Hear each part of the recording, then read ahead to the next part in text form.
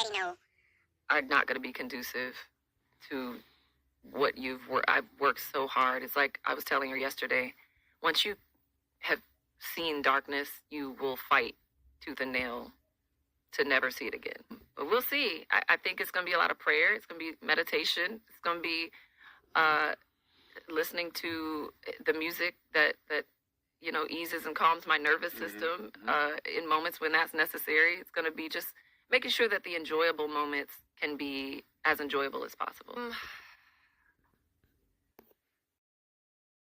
Whew! Today's viral moment needs more than tea. It needs a whole therapy session and a group hug. Stick around because what you're about to hear is deeper than just drama. It's a diagnostic situation. Welcome back to another episode of Clock That Mental. Podcast only on the MHW network, where what went viral gets analyzed, spiritualized, and sometimes baptized with a little tough love. Starring Dr. E. Sassy Dropping Wisdom, my boy Mike on the mic drop in that last gem, and myself, J. Peezy, on EP and anchor for this ship. So I'll be your guide to what spiraled, and what just straight up needs to be clocked. Quick disclaimer, we honor the principles of fair use. Everything shared here is commentary, critique, and transformation. And yes, we the people of Clock That Mental podcast and the MHW network will always support DEI and shall not be moved. Like the tree planted by the water. We respect creators, cultures, identity, and we respect the law. Word to Onija, the viral queen of Pakistan. Safe space vibe check. And let's get this straight. This ain't a hate zone. No bullying, no mental abuse, no keyboard chaos. This is a healing table, not a hot mess express. If you're vibing already, smash that like to show your support for mental health awareness, subscribe for more emotional clarity, and drop in the comments. If your inner child could watch this with you,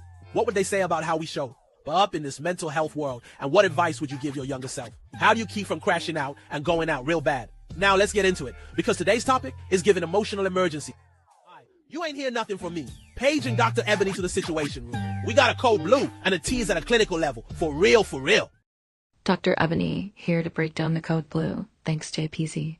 But Peezy, what if I told you that today we're diving into a saga of power, silence, and the cost of speaking out? This ain't just a celebrity tiff. This is about mental health, manipulation, and how an entire industry can erase you in broad daylight. Let's talk about Keri Hilson. Back in 2009, she was rising fast. Billboard hits, magazine covers, the industry girl. Then a remix drops, Turning Me On. One verse, aimed like a lyrical sniper. The internet explodes. Keri just dissed Beyoncé, but here's the kicker, she didn't even write it. In a Breakfast Club interview years later, Keri said, she was forced to record the diss. She said, and I quote, "I didn't want to. I said, I'm not saying that, and Polo told me, your album's not coming out if you don't. So let's get this straight. A young black woman was told her career would be buried unless she went along with a narrative that wasn't hers. That's not messy. That's manipulation. That's coercion. And guess what? Esther Dean, the actual songwriter, just came forward in 2025 and admitted she wrote the line. She said it was immature. She regrets it. So why was Keri the only one punished? Let's be very clear. Beyoncé said nothing publicly, and yet the Beehive dragged Keri through hell. The media blocked her out. Radio stations stopped playing her. Her label distanced themselves. Her peers left her out in the cold. All over a line she didn't write, and the psychological impact? Devastating. Keri admitted to battling depression for 7 years. She said it herself, I can't say I'm all the way clear, but I'm in the clear. That is a woman clawing her way back from the pit. That is survival, but instead of grace, y'all called her bitter. Instead of empathy, y'all called her irrelevant. Instead of justice, the industry closed ranks. And if we really clock this mental, what happened to Keri wasn't just industry politics. It was trauma, repeated, prolonged, unchecked. This is a textbook case of complex PTSD, the kind that forms not from one big explosion, but from years of quiet damage, laid to rest by silence. Rejection trauma layered on top of betrayal, and what's worse, it was public. The betrayal wasn't just behind closed doors, it was trending. Okay, pause the drama and pass the vibes. This is your commercial plug with a quick, shameless but soulful plug. Listen up. If you're out here changing lives, running a dope charity, or just spreading light in this chaotic world, we see you and we want to amplify you. Slide into our inbox at payitforwardmovement14@gmail.com. Yes, spell it all the way out, like you're sending an email to your future self, and it's the number 14, not spelled out, okay? One more time for the people in the back half sleep. With a cup of tea that's paid forward movement with every word spelled out. And the number 14, got a juicy video you need us to dissect like a psychology final. Or maybe you're a script writing baddie or a mental health expert with flavor. Hit us up. Oh, and don't be shy with those donations either. We're building a movement, not just content. So let's link up, light up, and lift up. Now back to your regularly scheduled healing sesh right here on the MHW network. Deuces. Keri's nervous system stayed in fight or flight. Her name became a punchline. Her talent became a cautionary tale. She wasn't allowed to work through it in peace. She had to survive in shame. And when artists are pushed into isolation, it mimics being socially 6 feet deep. That isolation causes what's clinically called occupational identity loss. The artist forgets who they are because the world stripped away the version they built, the prescription. It's not just therapy, though. That's definitely part of it. Keri needed and still needs institutional reparation, public acknowledgement, a platform to reemerge without stigma. If we stand for female empowerment and equality, why is there everything but that being shown? Imagine if the same label that enabled the betrayal was required to sponsor mental health resources, or if the same media outlets that ran the smear campaigns were required to feature her new work for free. That's restorative justice, that's accountability, that's equality, liberty, and justice for all. Or is that an American dream too? Because without a path to heal, the wound doesn't just hurt, it festers. And you'll know how that goes. SMH and WTF, like what the hell is going on? Now, back to the system. This is bigger than Keri. This is about the way the industry protects the people with power and sacrifices the ones without it. It's about colorism. It's about male-dominated and unregulated industries. And it's about the silent power of a brand so big, her fans will destroy you even when she doesn't say a word. Silence can be complicity, or has that changed? Let's talk about that silence. Because the Queen's silence became a weapon, the world decided her lack of comment meant Keri was guilty. That's how deep branding works. Beyoncé didn't have to respond. Her silence sentenced Keri to a career funeral on display for the world to see, and she's not the first. Linda. Martell was blackballed from country music for daring to be a black woman who wouldn't play their game. And how many black women in the game have had their mental health shattered because they were too vocal, too dark-skinned, too unbothered, too play nice? It's not just a culture problem, it's a system problem. 3 companies, Universal, Sony, and Warner, control 70% of what you hear. They decide who gets playlists. They decide who gets radio spins. If they blacklist you, it's not a rumor, it's reality. And what protections are in place? Almost none. No mental health support, no creative freedom, no contract transparency.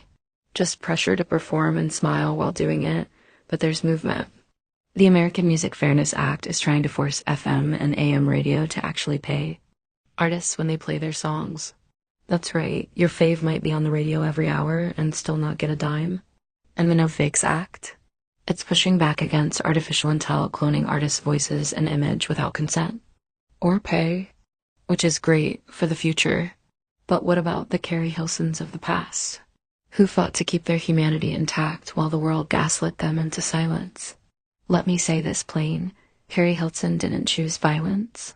She survived it. She was forced to pick up a pen she didn't even want to hold. Her name was dragged through the mud for a lyric that wasn't hers. She spiraled into years of depression while the world laughed, and even now, when the truth is finally surfacing, people still won't apologize. They just move on like it didn't happen. We won't, because this show is called Clock That Mental. And we clocking the hell out of how the industry plays mental health games like a chessboard. Protecting queens in silence while pawns like Keri are sacrificed for strategy.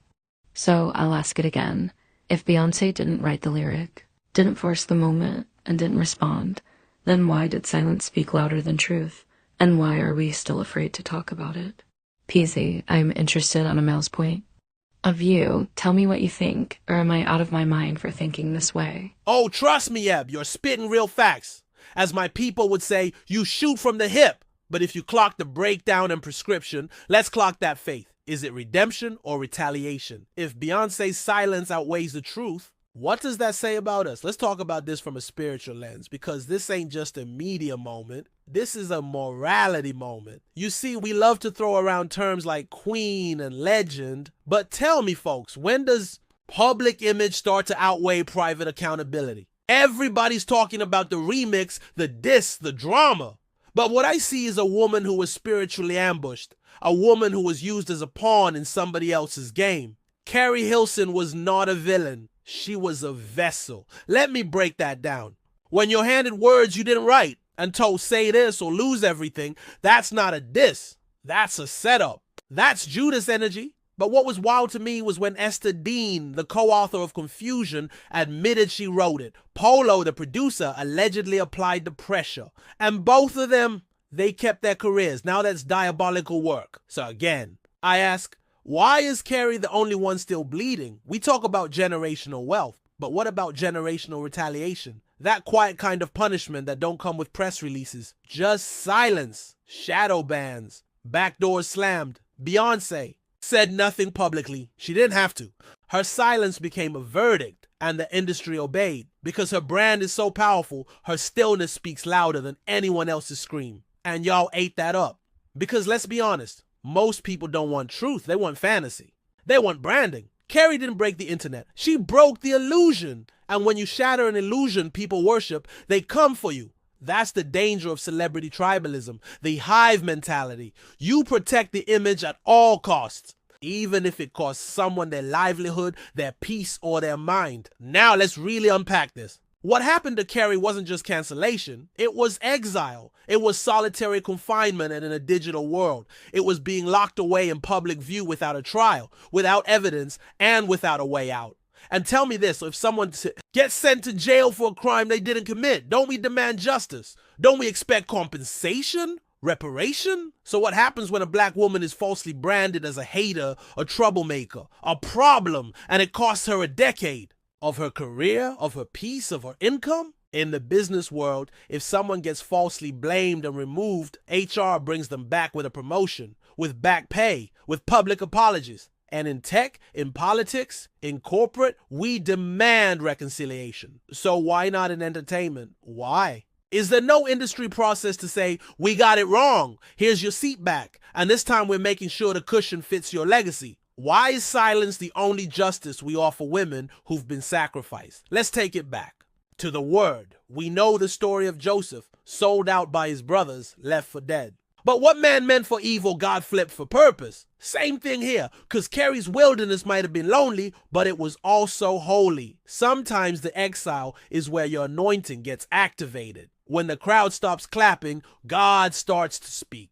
And maybe Keri needed the silence of the world to hear the sound of her own voice again. Forgiveness don't mean letting folks slide. It means we stop drinking the poison and hoping they'll forfeit life. Keri found peace, not because she was vindicated, but because she reclaimed herself. And to those of you still defending the hive like it's gospel, I challenge you, what if your silence is enabling someone else's exile? What if your loyalty is really just laziness dressed up as fandom? What if your queen got it wrong this time? Now don't get me wrong. Beyoncé is a cultural force, but nobody's above correction. And silence can be holy, or it can be complicit. So is this redemption, or is this retaliation? Because both come wrapped in quiet, but only one comes from love. Keri spoke her truth, and maybe that was her altar call. Now the rest of us gotta ask, what side of the sanctuary are we sitting on? Where do you sit on this issue? Drop down in the comments and let us know. Micah, what side of the sanctuary are you on? All I know is that I'm definitely sitting on the right side of the sanctuary. That's for sure. It's Micah back on the mic, your little anchor with a big O heart. Stay loud with your love, firm with your boundaries, and if nobody told you today, you're doing better than you think. Today's topic, phew, it's heavy, but we gotta carry it. Keri Hilson, Queen Bee, silence, betrayal, and the kind of emotional bruises you don't see in the mirror. Now look, I'm not here to fan the flames or pick sides. I'm here to clock what's real, and what's real is this. Silence can speak louder than slander. Let that sit. She was pressured not just as an artist, but as a black woman into saying something that wasn't hers. And then, the world buried her for it. Meanwhile, The people who actually wrote and enforced that narrative, they kept working, they thrived. And Keri, she was erased, y'all. Imagine being punished for a crime you didn't commit and the sentence wasn't just time away. It was your whole name, gone. Your future, locked out of your dreams. That's what happened to Keri Hilson. And the most powerful part, nobody came to defend or check on her or anything. That's as bad as the bullies at school. And that's the thing, right? When someone with that much power stays silent, it speaks, it echoes, and it creates a space where other people, fans, media, execs fill in the blanks with assumptions. Now let's be real, this isn't just celebrity drama. This is about how we treat people, especially women of color, especially dark-skinned women in industries built on image. We're talking colorism. We're talking coercion. We're talking mental warfare behind platinum plaques. And let's clock the mental because this is where the pain lives. Keri Hilson said she battled depression for 7 years. Not because of her talent, not because she stopped working, but because the world made her feel like her voice no longer mattered. And when you lose your voice, you lose yourself. That's what we call identity trauma.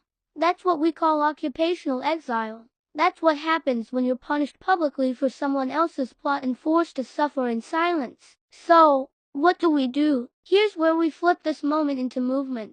Let's talk SMART goals because healing takes strategy.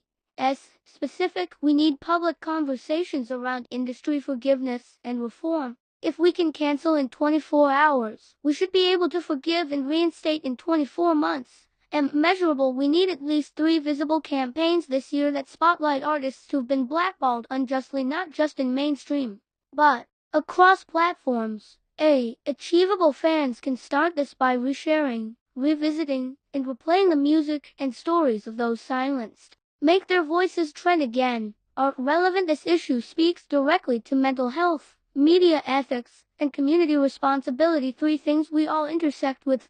Time bound within 6 months. I challenge this platform and our audience to host a Justice for the Silence playlist, panel, or digital special, because y'all, if we keep letting silence be the sentence, then none of us are safe when the spotlight shifts. This has been Micah back on the mic, your little anchor with a big ol' heart. Stay loud with your love, firm with your boundaries, and if nobody told you today, you're doing better than you think. 'Cause look, healing is messy, growth is awkward, but you're still showing up. And that's what makes you powerful. Thank you for rocking and vibing with CTM. You make this mental health world the kind of space where the inner child in all of us feels free to be bold, curious, and whole.